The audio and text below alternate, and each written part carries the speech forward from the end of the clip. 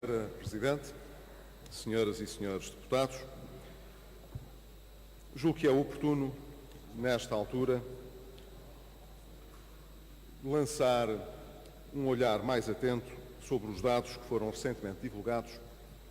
relativos à execução orçamental em contabilidade pública de 2014. Só teremos, evidentemente, até meados de março, os números definitivos e em contabilidade nacional respeitantes à execução do orçamento e ao impacto do déficit orçamental, mas ninguém negará que os dados que foram conhecidos, justamente há uma semana, mostraram que o Governo tem tido prudência e acerto nas projeções que vem fazendo, não apenas para os objetivos da política orçamental que foram estabelecidos para 2014, mas também porque a boa execução reforça os dados para 2015, a projeção que fazemos para o ano corrente.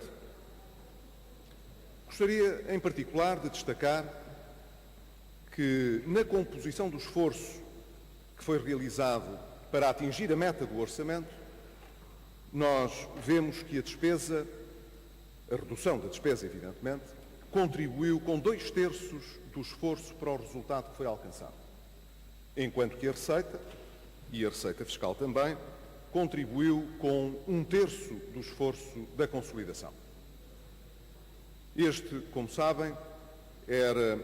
um balanceamento apresentado desde 2011,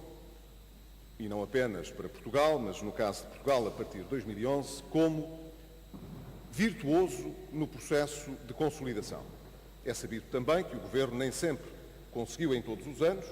esta repartição, este esforço, na medida em que teve de corrigir por várias vezes medidas que tinha adotado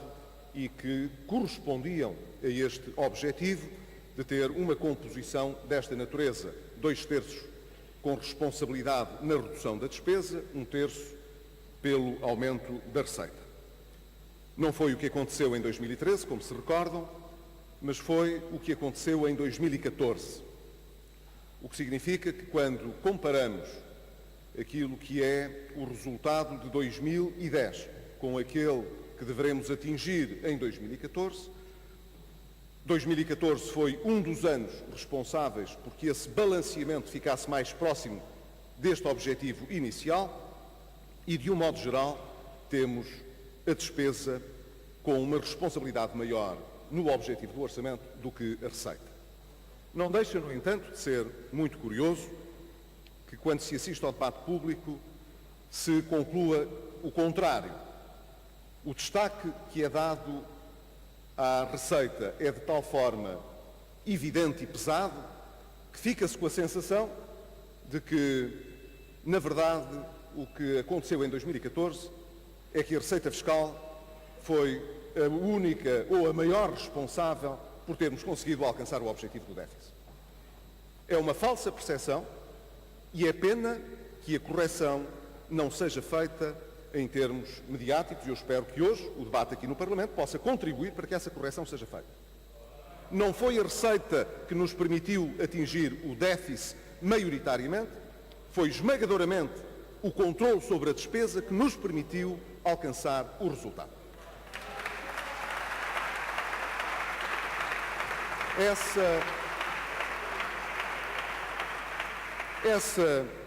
Essa evidência contribui para reforçar as previsões que fazemos para 2015. É sabido que, quando apresentámos o Orçamento de Estado, a proposta do Orçamento de Estado para 2015, quer a Comissão Europeia, quer o Fundo Monetário Internacional, apresentaram dúvidas sobre a nossa capacidade para, em 2015, ficar aquém do objetivo de 3%. Creio que os resultados que apresentámos em 2014 reforçam a nossa convicção de que será possível Portugal ficar abaixo da meta dos 3% deste ano e, nessa medida, ter, evidentemente,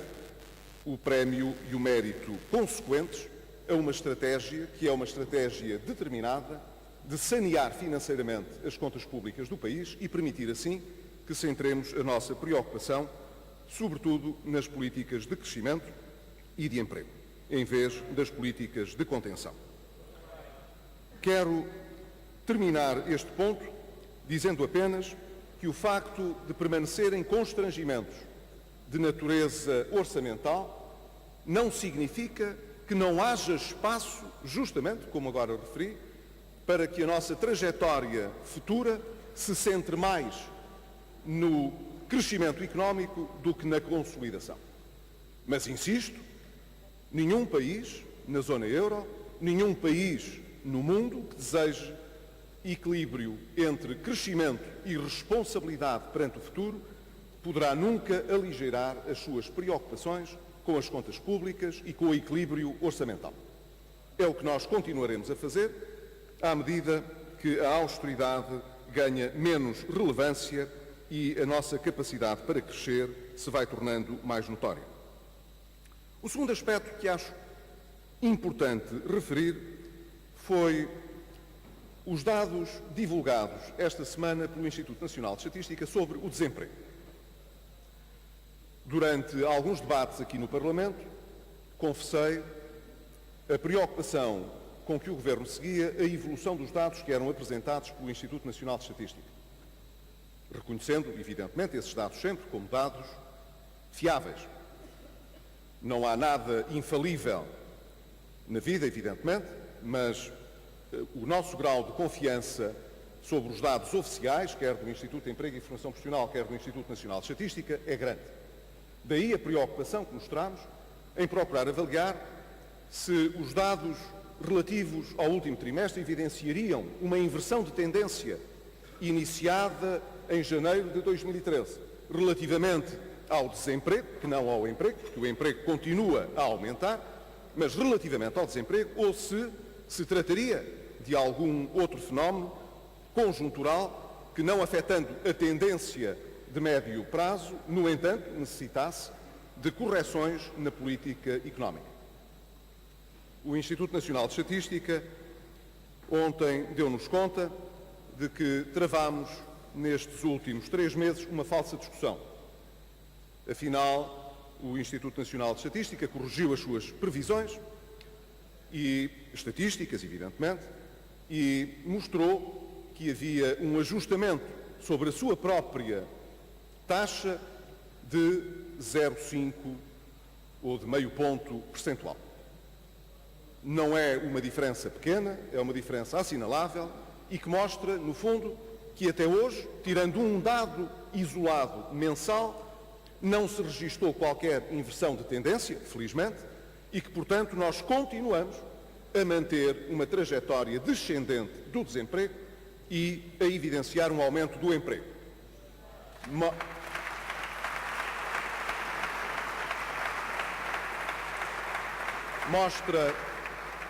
Mostra, em todo o caso, preocupação, como já antes, o que se passa com o desemprego jovem,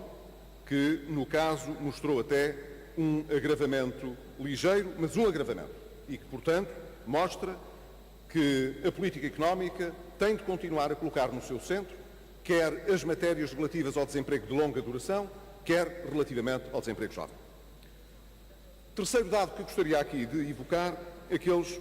que têm sido revelados pelo Banco de Portugal e também pelo Instituto Nacional de Estatística relativos às exportações portuguesas.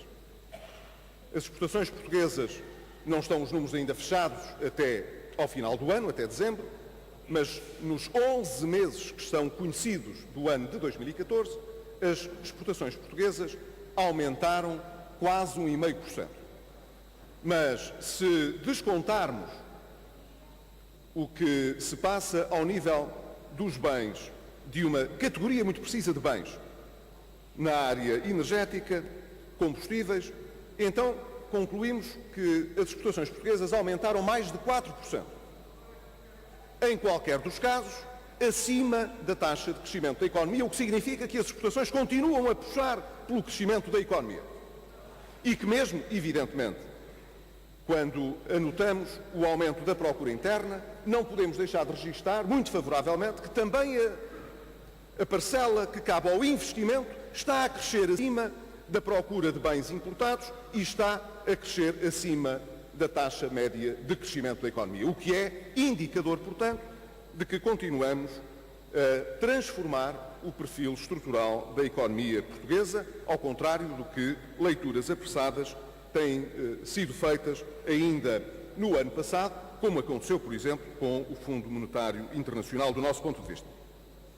Mas queria, Sra. Presidente e Srs. Deputados, concluir dizendo que nós não só podemos olhar para estes dados com algum moderado otimismo, como podemos também ver que o Governo não tem perdido tempo no seu ímpeto reformista. Não apenas na área da fiscalidade verde e do IRS fizemos uma reforma importante que hoje permite que o modelo de crescimento seja reconhecidamente e externamente tido como amigo do ambiente e da sustentabilidade e que estamos, portanto, a utilizar essa boa margem da política da fiscalidade para suportar o alívio em sede de IRS para as famílias que têm maior dimensão no seu agregado familiar, como estamos também a pugnar por políticas importantes que promovem a descentralização e que, ao nível do Estado, como ainda ontem houve ocasião de aprovar em Conselho de Ministros, reformam os processos de licenciamento, quer de licenciamento